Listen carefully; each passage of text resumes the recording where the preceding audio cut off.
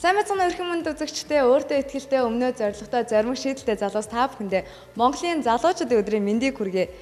Хэдий дэлхий маш хурдтайгаар даяарчлагдаж, техник технологи маш хурдтай хөгжиж байгаа хэдий ч альва улс орны үндэсний баялаг бол яхаарахгүй залуус бид бүхэн байдаг. Тэгэхээр тийм ч учраас 8 дугаар сарын 12-ыг нэгдсэн үндэсний байгууллагаас жил бүр олон улсын залуучдын өдөр хэмээн тунхагласан байдаг. Харин манай улсын хувьд бол 8 дугаар сарын 25-ыг Монголын залуучдын өдөр хэмээн тэмдэглэдэг байгаа. Тэгэхээр энэхүү өдрийг бол баяр цэнгүүн гэхээсээ илүү зорилго нэгтэй залуус уулзалдаж, өөрсдийн хийж бүтээсэн зүйлстэй оноо тавьж, цаашдаа юу хийх вэ, залуусын төлөө юу гэж дуурах вэ, ямар дуу хоолойгоо хүргэх вэ гэдэг. Мөн сайн санааны сайн үсэн аян гэх мэт маш олон үйл ажиллагааг зохион байгуулдаг байгаа. Тийм ч учраас Global Television хамт олон зорилго нэгтэй, сэтгэл нэгтэй залуусын дуу хоолойг танд хүргэж байна. Залуучуудын хөгжлийн сар. Монгол улсын засгийн газар, Нэгдсэн үндэсний байгууллагын хүн амын сан хамтран хэрэгжүүлж буй залуучуудын хөгжлийн хөтөлбөрийн хүрээнд 8 дугаар сарын 12-ноос 9 дугаар сарын 30-ны хооронд залуучуудын хөгжлийг дэмжих сарын аяныг өрнүүлж байна. аяны хүрээнд 8 дугаар сарын 15-нд залуучуудын хөгжлийн сарын нээлт. олон нийтэд зориулсан арга хэмжээ. 8 дугаар сарын 18-наас 9 дугаар сарын 30-ны хооронд залуучуудын солилцооны хөтөлбөр. Иргэний боловсролын төв. 8 дугаар сарын 17-ноос 8 дугаар сарын 30-нд Turning Point Монгол-Япон залуучуудын биедан амьдрах сургалт аялал. Түгээмэл хөгжил төв. 8 дугаар сарын 25-нд залуучуудын иргэний нийгмийн 2 дугаар чуулган. Монголын залуучуудын эвсэл. 8 дугаар сарын 25-нд Orange Sessions. Залуу уран бүтээлч нүүргэн залуучуудын зөвлөх хороо. 9 дугаар сар оюутны эрүүл мэндийг дэмжих сар. Эрүүл мэнд, спортын яам. 9 дугаар сарын 10 Democracy Carnival. Демокраси залуусын төв. 9 дугаар сарын 15-16-нд шинэ оюутан эрүүл мэндийн өдөрлөг. Иргэний боловсролын төв. 9 дугаар сарын 17-нд Улаанбаатар шүл хөрөнгө босгох үйл ажиллагаа. Монголын залуучуудын эвсэл. 9 дугаар сарын 17-нд сайн дурын үйл ажиллагаа залуучуудын хөгжил өдөрлөг. Сайн дурахны шийдэл Монгол төрийн бос байгууллага. 9 дугаар сарын 23-нд залуучууд судлал эрдэм шинжилгээний баг хурал. Хөтөлбөр нийгмийн хамгааллын яам Нүби хүү амсан. 9 дугаар сарын 24-нд Social Youth Summit Mongolia 2016 олон улсын чуулган. Нүби хөгжлийн хөтөлбөр Нүби хүү амсан. Иргэний боловсролын төв. 9 дугаар сарын 30-нд United Nations Art Festival. Нүбийн залуучуудын зөвлөх хороо. 9 дугаар сарын 30-нд Хоггүй байгаль гэрэл зургийн уралдаан. Бат зориг сан. Залуучууд тогтвортой хөгжлийг авчирна. залуучуудын хөгжлийг дэмжсэн бодлого, төсвийн хуваарлтыг бий болгоё. Залуучуудын хөгжлийн сар.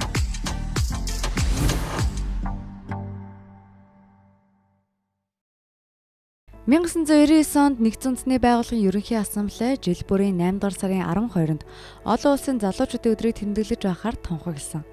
Ингэснээр залуу хүмүүсийн эрх ашиг хамгаалах, залуучуудын чиглэлээр үндэсний хэмжээний бодлого, залуучуудын оролцоотойгоор боловсруулах зэрэг хөтөлбөрийн биелэлтийг дэмжихийг зорьсон юм.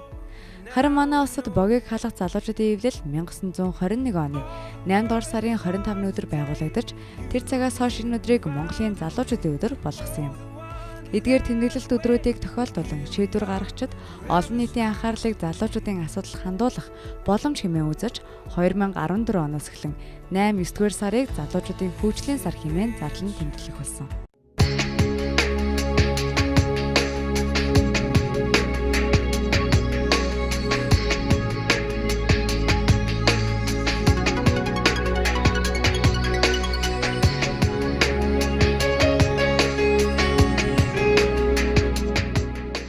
Түгээмэл хөгжил төв 2010 оны 3 сард албан ёсоор үйл ажиллагаа нээжсэн. Тэгээд 2010 оноос хойш байгуулагдсан тооцдог. Одоо 6 дахь жилдээ үйл ажиллагаа явуулж байна. Бидний зорилго юу байсан бэ гэхээр Монгол улсад хөгжимшөлтэй хүмүүс, хөгжимшөлтэй залуучууд нийгмийн амьдралд бусдын талд эрхтгш оролцохтой, бие даан амьдрах боломж нөхцөлийг бий болгох зорилготой. Тэрнийг дэмжих үйлчлэгээнүүдийг тогтолцоонуудыг бий болгох зорилготой үүссэн байгууллага. За манай байгууллага болохоор хүн төлбөрийн хөгжлийн бэрхшээлтэй хүмүүс зориулсан байгууллага. Тэгээд манай байгууллагын гишүүд одоо залуучдын хувьд болохоор мэдээж өдөр тутмын хийх үйлдэл хүний тусламжтай гэдэг. Тэгээд тэр ч утгаараа манай байгууллагт одоо туслах ажилтан, сайн дурын ажил, залуучуудын өвчнөд бол янз бүрийн үйл ажиллагаа зохион байгуулдаг. Тэгээд одоо бас тэ 4-5 жилийн өмнөхөө бодох юм бол хөгжлийн бэрхшээлтэй залуучууд бол хөгжих боломж бас нэг үе бодвол маш их байна. Бас сурж гин, ихтэй сургуулиудад сурж гин.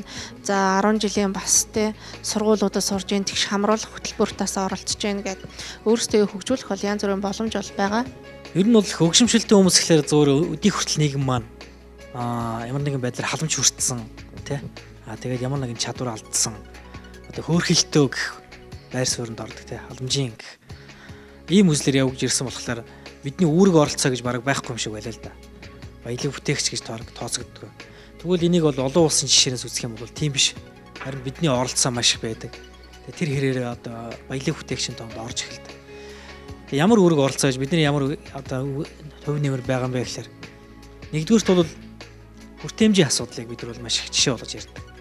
Тухайн нийгэм маань ямар ч хөгжимшөлтэй амьдрах боломжтой хүртээмжтэй байдлаар өөрчлөгдөх юм бол тэр нийгэмд байгаа бүх хүмүүс хамааралтай зүйл болдог. Энэ бол зөвхөн хөгжимшөлтэй хүн л ашигладаг зүйл бол биш. Тэгвэл тэр нийгмийг хэн бий болгодог юм бэ гэхээр хүмүүс бол бодгоо халтаа төр ч юм уу тий ямар нэгэн эдийн засгийн хүчээр бол. Гэхдээ энэ бол олон улсын жишээнээс асгаа тийм байдгүй. Хөгжимшөлтэй хүмүүсийн уйггүй хөдөлгөөн тэдний нөгөө нэг нийгмийг өөрчлөх уйггүй одоо үйл ажиллагааны үр дүнд тийм юм болдог. Энэ бол жишээ томоохон орны жишээ. Тэгээ бид нар ч гэсэн энийг бол өөрсдийн биеэр дээр тушиж үзэж байна. Тэгэхээр энэ бол бидний нэгдүгээрт бол нийгэмд оруулж байгаа хувь нэмэр гэж бодож байна. Тухайн нийгмийг хэнд ч одоо амьдрах боломжоор өөрчлөх тэр үзэл бодлыг нь төлөвшүүлэх энэ төр бол. За тэгээд дараа нь бол янз янзын зүйл байж болно шүү дээ. Хөдөлмөр эрхлэлтээр байж болно. Боловсрол эзэмшилтэй. Ер нь бид нар хүнийхээ хувьд бол нийгмийн бүхий салбарт хамааралтай учраас ямар ч зүйлд салбарт бол орж үйл ажиллагаанд бол хамрагч болно.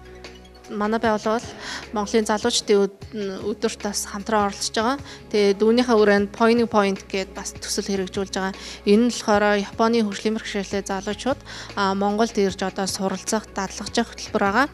Тэгээд энэ маань бас нэг том зүйл болж байгаа.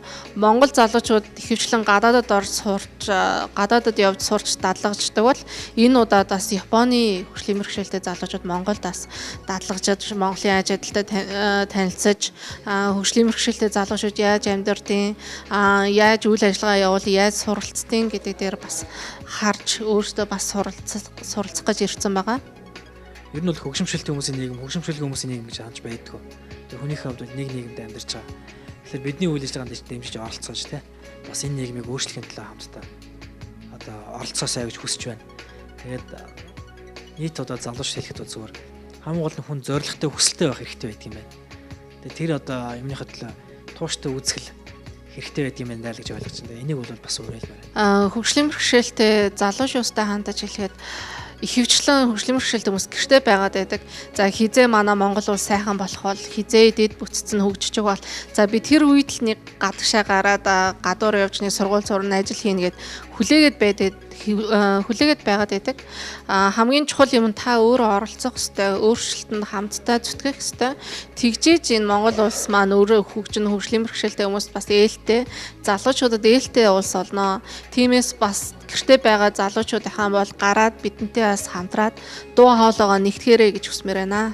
Тэд хөгжлийн бэрхшээлтэй иргэдийг нийгмийн амьдралд бие даан оролцох нөхцөлийг ханган тэднийг чадваржуулах үйл ажиллагааг зохион байгууллагаараа хөгжлийн бэрхшээлтэй иргэдэд амьдрах итгэл найдвар, урам зориг өгөн нийгэмд оролцох оролцоог нь бүрдүүлж байна.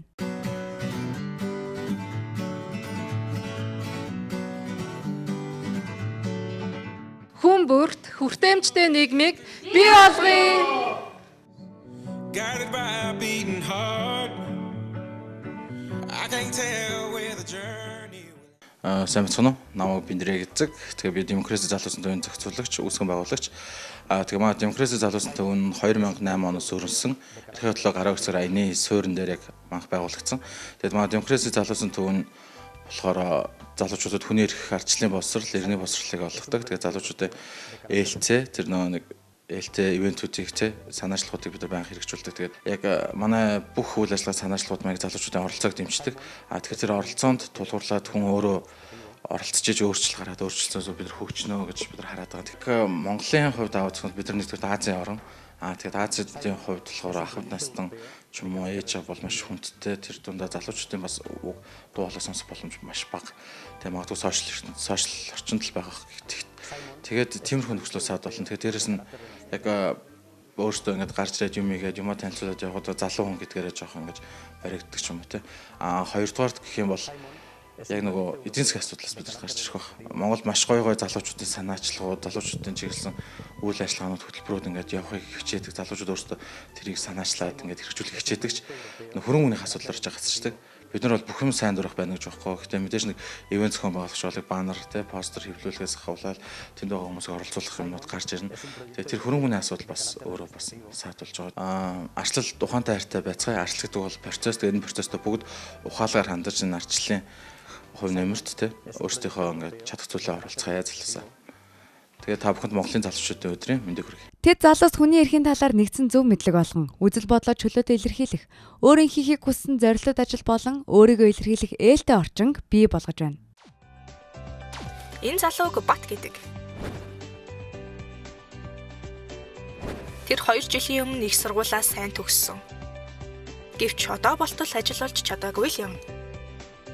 Ажил олгогчид түүнийг чадвар, туршлага дутуу гэд ажилд авдаггүй. Уулын тэр боломжийн ажилд ороод идэвхтэй амьдрах, ирмэлзэл дүүр нэгэн. Гэтэл өнөөдөр Бат шиг залуучууд манай улсын хүн амын 38%-ийн 85%-ийг эзэлж байна. Хэрвээ Бат ажил хийгээд сард 400 мянган төгрөгийн цалин авдаг бол Бат шиг залуучууд дунджаар сард 462 тэрбумыг, харин жилд 5 их найд 544 тэрбумыг бий болгож чадна.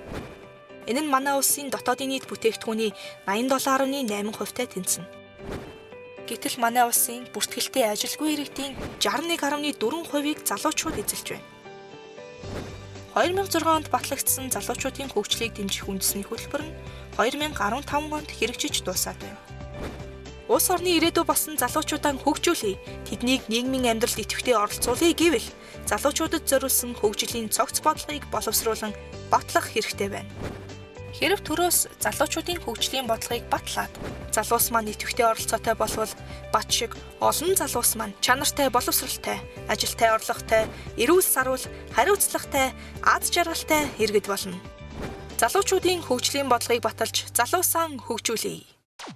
Дэлхийд дахин залуучуудыг улс орны хөгжлийг тодорхойлогч нийгмийн нөөц баялаг хэмээн хүлээн зөвшөөрч тэдний асуудалд илүү анхаарал хандуулан тулгарч байгаа асуудлыг шийдвэрлэхэд өөрсдийнх нь оролцоог хангах боломж олгоход чиглэсэн төрийн бодлого хөтөлбөрийг хэрэгжүүлж байдаг.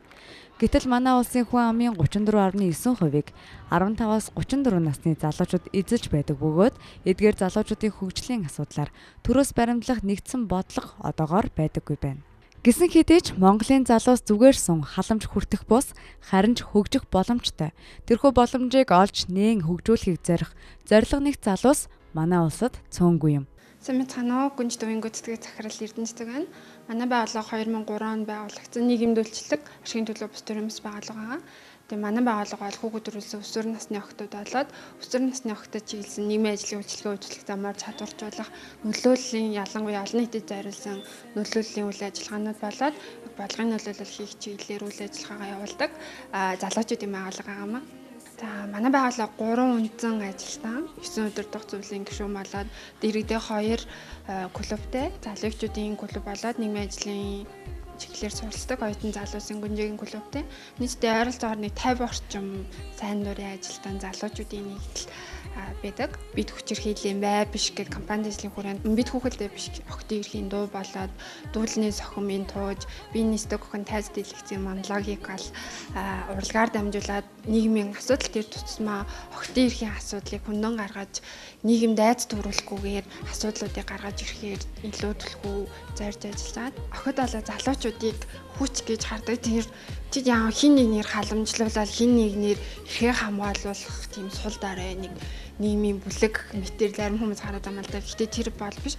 Залуучууд болоод охтууд хүүхдүүдэд шаардлагатай зөв хөрөнгө оруулалтыг нэгээд тэдний үйл ажиллагааг дэмжиж бодтой утга учиртай оролцоог нь бий болгоод өгвөл залуучууд аяндаа энэ нийгэмд ирээдүйд энэ нийгэмд хэн амьдрах вэ? Энэ улсад хэн амьдрах вэ гэхээр залуучууд л амьдрын. Тийм учраас бид нэр утга учиртай оролцоог нь бий болгоод энэ нийгмийн зөв хандлага болоод дэмжлэг зөв хөрөнгө оруулалтыг бий болгохжул бид нэр яг доктортой. Тэгээ доктортой хөгжлийн зорилтод одоо хүрэх хамгийн том зөв халахын арга зам бол охтууд болоод залуучуудыг гэж харж байна. Бүгдэнд нь Монголын залуучуудын өдрийн мэнд хүргэе. Тэгээ залуучуудтай хандаж хэлгээд залуучууд бид бол халамжлуулагч бүлэг биш ээ. Бид бол нийгмийг сайн сайхан болгоход өөрснийхөө хувь нэмрийг оруулж чадах хамгийн том бүлэг, хамгийн том нөөц бүх зүйлс нь бидэнд байгаа учраас өнөөдрөөс эхлээд нийгмийн сайн сайхан болохын төлөө хамтдаа бүгдээрээ хичээцгээе.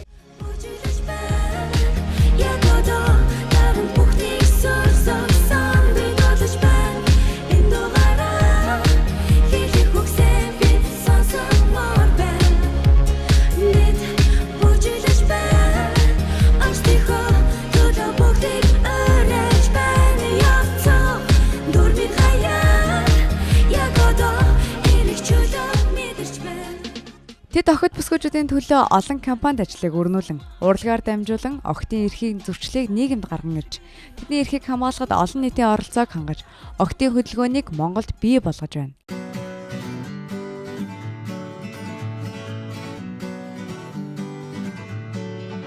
Охид бол хүч, тэд нийгмийг өөрчилж чадна.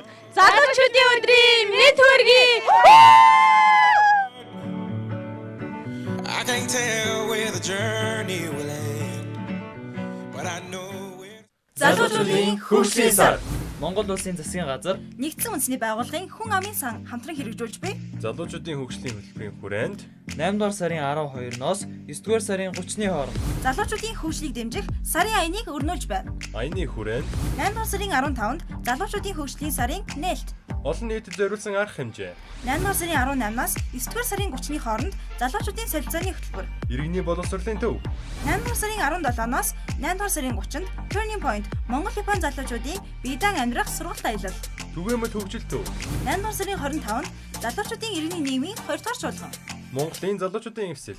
8 дугаар сарын 25-нд Orange Sessions. Залуу уран бүтээлч нүүргийн залуучуудын зөвлөх хороо. 9 дугаар сар оюутны эрүүл мэндийг дэмжих сар. Эрүүл мэнд, спортын яам. 9 дугаар сарын 10 Democracy Carnival.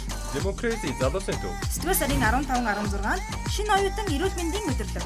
Иргэний боловсролын төв. 9 дугаар сарын 17-нд Улаанбаатар шүл хөрөнгө босгох үйл ажиллагаа. Монголын залуучуудын эвсэл. 9 дугаар сарын 17-нд сайн дурын үйл ажиллагаа залуучуудын хөгжил өдөрлөг. Сайн дурахны шийдэл Монгол төрийн бос байгууллага. 9 дугаар сарын 23-нд залуучууд судлал эрдэм шинжилгээний баг хурал. Хөтөлбөр нийгмийн хамгааллын яам Нүби Ху амсан. 9 дугаар сарын 24-нд Social Youth Summit Mongolia 2016 олон улсын чуулган. Нүби хөгжлийн хөтөлбөр Нүби Ху амсан. Иргэний боловсролын төв. 9 дугаар сарын 30-нд United Nations Art Festival. Нүбийн залуучуудын зөвлөх хороо. 9 дугаар сарын 30-нд Хоггүй байгаль гэрэл зургийн уралдаан. Бат зориг сан. залуучууд тогтвортой хөгжлийг авчирна. Залуучуудын хөгжлийг дэмжсэн бодлого, төсвийн хуваарлтыг бий болгоё. Залуучуудын хөгжлийн сар.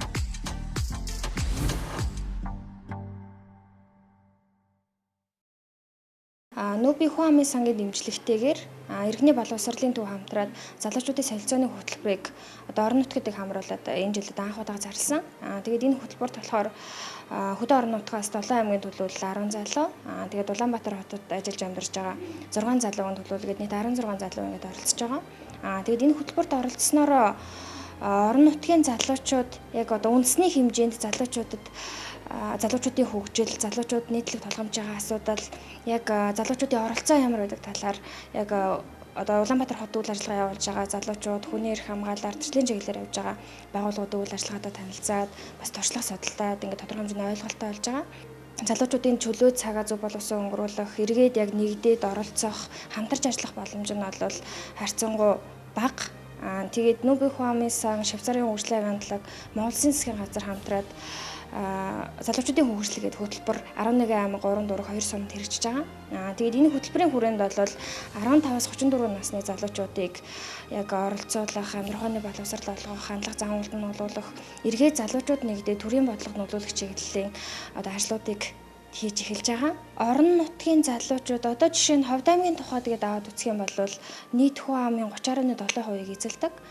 Тэгээд орон нутгийн залуучуудын одоо шийдвэр гаргах төвшөнтэй хоолойгоо хүрэх байдал ч юм уу эсвэл нэгдэж хамтарч ажиллах одоо яг Улаанбаатарт ажиллаад байгаа иргэний нийгмийн байгууллагууд шиг ингэж хүчтэйгээр ажиллах боломж нь жоохон бага байдаг. Эргээд нөгөө нэгдэж хамтарч ажиллах байдал нөлөөлөл ямар арга зүгээр ямар үе шатаагаар яаж хүрэх үү гэдэг арга замаа бас тодорхой сайн мэддэггүй ч юм уу тий. Эсвэл шийдвэр гаргах төвшөнд ажиллаж байгаа хүмүүс залуучуудын талаар хандлага ойлголт одоо залуу хүү юм чинь мэдлэг туршлага муутай гэдэг тийм байр суурь нөлөөлдөг ч юм уу тий. Тэр тал дээр жоохон учир дутагдaltaй байдаг. Монголын залуучуудын өдрийг тохиолдуулаад нийт залуучуудаа Монголын залуучуудын өдрийг мэндийг хүргэе. Тэгээд энэ өдрийг яг өөрийнхөө эрхийг хамгаалахын тулд ингээд дуу хоолой бүгдээр нэгдэцгээе гэж уриалмаар байна. Би бол залуучуудын хөгжлийг яг орон нутгийнхаа онцлогтой байгаасаа гэж боддог. Яг бүх залуучууд одоо нэг адилхан форматаар заавал хөгжихөөс албагүй. Залуучуудыг айгүй олон талын боловсролтой, олон талын өв уламжлалтай, олон талын боломжуудыг олон талаас гаргаж чаддаг байгаасаа гэж боддог. Тийм учраас яг орон нутгийн залуучууд маань нутагтаа байгаа ахмадуудаас өвлж авах ур ухааныг, соёлыг, за тэр ур чадварыг хамгийн түрүүнд өвлж аваасаа. За тэгээд тэр боломжуудаа ашиглаад өөрсдөө бас шинэ зүйлийг бүтээдэг залуучууд болоосаа гэж боддог. Тэд Монголын залуучдын өдрийн хүрээнд Нэгдсэн үндэсний байгууллагын хүн амын сан, Монгол улсын засгийн газрын хамтран хэрэгжүүлж байгаа залуучуудын хөгжлийн хөтөлбөрийн хүрээнд иргэний боловсролын төвөөс залуучуудын байгууллагын үйл ажиллагааг дэмжин орон нутгийн залуус болон хотын залуус өөр хоорондоо туршлага солилцох, хамтын ажиллагааг бэхжүүлэх залуучуудын солилцооны хөтөлбөрийг амжилттай хэрэгжүүлж байна.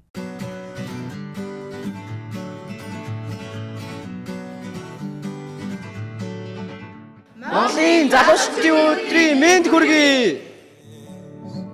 Guided by a beating heart.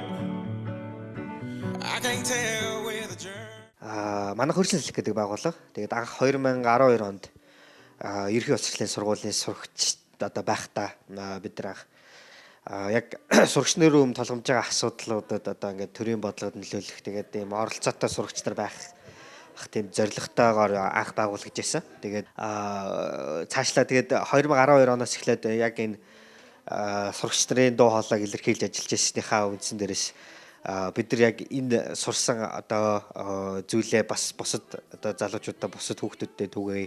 За тэгээд үйл ажиллагаагаа илүү сайн тогтмолжуулъя гэж бодсны үндсэн дээрээс 2014 онд яг хамгийн ихний гишүүн маань 18 нас хүрээд тэгээд төрөмс байгууллага болж бүртгүүлж байсан. Хөгжил гэдэг нь бол зөвхөн юу гэдэг чинь одоо зүгээр бүгдээрээ бодоод үзэхэд хүүхд залуучууд маань юуг шаардж гин гэдгээс нь бодоод үзье. Хэдэн жилийн өмнө бид нар тоглох талбайгүй байна, саксны талбайгүй байна, барьж өгөөж, спорт тогтцол байхгүй байна. Бид нар чөлөө цаг өнгөрүүлэх газар байхгүй байна гэж ярьдаг байсан бол одоо залуучуудын хэрэгцээ нь маш өөр болж эхэлж байна. Бид нар одоо нөгөө тоглох талбай хаана бариулахаа бид нар өөрсдөө шийдмээр байна. Биднээс асуудаг болооч. Бид нар спорт одоо зохицолбор биш арай өөр урлагийн зохицолбор хүсэж байна. Бидний дуу хоолойг сонсооч гэдэг юм уу. Иймэрхүү байдлаар одоо тухайн залуучуудын хэрэгцээ шаардлага хүртэл арай өөрөөр тодорхойлоод өөрсдөө дуу хоолойгоо илэрхийлэх хүсдэг болж эхэлж байна. Энэ нь өөрөө хөгжлийн одоо илрэл болж хөгжлийн зам ёсны хэлбэрэлтэй. Аливаа одоо жишээ нь залуучуудын өмнө тулгамж байгаа асуудалч бай. Бусад ерөнхийдөө бол асуудлуудад дийлэгт нь бол нийгэм соёлын хүчин зүйл маш их байдаг. Зүгээр одоо залуу хүн гэхээр л одоо юу гэдэг чинь одоо туршлагагүй, ур чадваргүй, эсвэл одоо нийгмээс халамжтай 70,000 төгрөг аваад ч юм уу сууж идэг хүмүүс биш. Магадгүй тэрийг бүтээх боломжтой хүмүүс. Тэгж харахгүйгээр залуучууд тэгэхээр л одоо туршлагагүй, алдаж энддэг гэдэг ийм нэгэн шилээр бид нар хараад байна шүү дээ. Тэгэхээр тийм биш, яг тэр нөгөө тогтсон хандлага, тэр соёл нь өөрөө залуучуудад одоо залуу хүн өөрөөгөө ч гэсэн тэгж бодоход хүрэж байгаа. Би туршлагагүй юм чинь бол алдаж болно. Алдчихвал би угаасаа одоо ингээ муу хүн, би ингээд цаашид өстөвч боломжгүй юм байна. Би угаасаа л ийм хүн юм байна ч юм уу. Ингэж өөртөө итгэл нь одоо хугарах ч юм уу. Иймэрхүү байдлууд гардаг. Тэгэхээр ерөнхийдөө бол залуучуудыг хөгжүүлэхэд хамгийн том асуудал нь нийгэм төрчигтэй соёлын хувьд залуу хүнийг одоо хардаг тогтсон хэм маяг л ерөнхийдөө бол сөргөөнлөлж байгаа. За одоо өөрсдөө хэлэхээс зохион байгуулалтын нэг үйл ажиллагаадаг арчлан замаар гэдэг. Тэгээд тэр аяллаа маань үндсэн агуулга зорилго нь юу гэхээр арчилсан хувьсгалын түүх гэдэг бол одоо зөвхөн нэг нам ч юм уу нэг улс төрийн эвслийн түүх биш. Энэ бол нийт Монгол улсын иргэдийн түүх, нийт Монголын залуучуудын түүх. Магадгүй одоогийн улс төрийн лидерүүд тухайн үед байгаад манлайлал тэр хувьсгалыг зохион байгуулсан байж болох ч тэдгээрээ ар зогсож ирсэн хэдэн зуун мянган залуучуудын хүч бол энд хамгийн их нөлөөтэй. Тэгэхээр залуу хүн та өөрийгөө одоо гололгүйгээр та өөрийнхөө хийж чадах бүх зүйлээр ингээд нийгмийн сайн сайхны төлөө хөв нэмрээ оруулах боломжтой. Энэ нийгмийн гайхалтай эрг өөрчлөлтүүдийг авчрах одоо чадамжтай зүйл байгаа. Тэгэхээр та одоо өнөөдрөөс эхлээд ямар нэг зүйл нийгмийнхаа сайн сайхны төлөө хий гэж бодоод зүтгээд хийгээрэй гэж хэлгэнэ. Тэд залуучуудын иргэний боловсрол, нийгмийн оролцоо, улс төрийн оролцоо зэрэг хүрээнд ардчлалын үнэт зүйлс, хүний эрхийн зарчмуудыг түгээн дэлгэрүүлж, иргэдэд чиглэсэн нөлөөллийн ажил, үйл ажиллагаануудыг зохион байгуулан төрд нөлөөлж байна.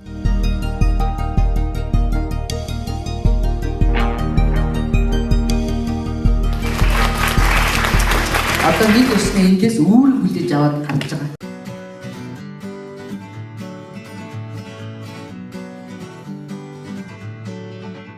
Залуус өөрчлөлтийг авчирна. Монголын залуучдын өдрийн мэд хүргэе. Guided by a beating heart. I can't tell where the journey will end. Залуус бид бүхэн л өөртөө ихтэй өөдрөг үзэлтэй байж чадвал мэдээж манай Монголын ирээдүй сайн сайхан гэрэл гээтэй болно гэх залуус та бүхэн маань ихтэй байгаарай. Мэдээж энэ өдөр өөртөө дуу хоолойгоо та бүхэн маань хүргэх бас эрх чөлөөтэй өдөр юм шүү гэдгийг хэлмээр байна. Тэгэхээр залуус та бүхэн маань урдаа зоригтой, зоримог шийдэлтэй байгаарай. Ингээд урагшаа залуусаа. Залуучуудын хөгжлийн сар. Монгол улсын засгийн газар, Нэгдсэн үндэсний байгууллагын хүн амын сан хамтран хэрэгжүүлж буй Залуучуудын хөгжлийн хөтөлбөрийн хүрээнд 8 дугаар сарын 12-ноос 9 дугаар сарын 30-ны хооронд залуучуудын хөгжлийг дэмжих сарын аяныг өрнүүлж байна. аяны хүрээнд 8 дугаар сарын 15-нд залуучуудын хөгжлийн сарын нээлт. олон нийтэд зориулсан арга хэмжээ. 8 дугаар сарын 18-наас 9 дугаар сарын 30-ны хооронд залуучуудын солилцооны хөтөлбөр. Иргэний боловсролын төв. 8 дугаар сарын 17-ноос 8 дугаар сарын 30-нд Turning Point Монгол Япон залуучуудын биедан амьдрах сургалт аялал. Түгээмэл хөгжил төв. 8 дугаар сарын 25-нд залуучуудын иргэний нийгмийн 2 дугаар чуулган. Монголын залуучуудын эвсэл. 8 дугаар сарын 25-нд Orange Sessions. Залуу уран бүтээлч нүүрбэн залуучуудын зөвлөх хороо. 9 дугаар сар оюутны эрүүл мэндийг дэмжих сар. Эрүүл мэнд спортын яам. 9 дугаар сарын 10 Democracy Carnival. Democracy залуусын төв. 9 дугаар сарын 15-16-нд шинэ оюутан эрүүл мэндийн өдөрлөг. Иргэний боловсролын төв.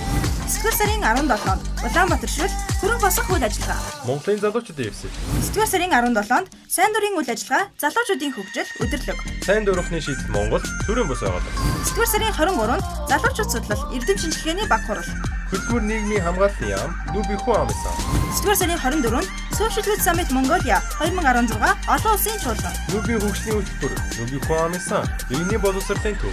9 дугаар сарын 30-нд United Nations Art Festival. Нүбийн залуучдын зөвлөх хороо. 9 дугаар сарын 30-нд Хоггүй байгаль гэрэл зургийн уралдаан. Бат зориг сан. залуучууд тогтвортой хөгжлийг авчирна. Залуучуудын хөгжлийг дэмжсэн бодлого, төсвийн хуваарлтыг бий болгоё. Залуучуудын хөгжлийн сар.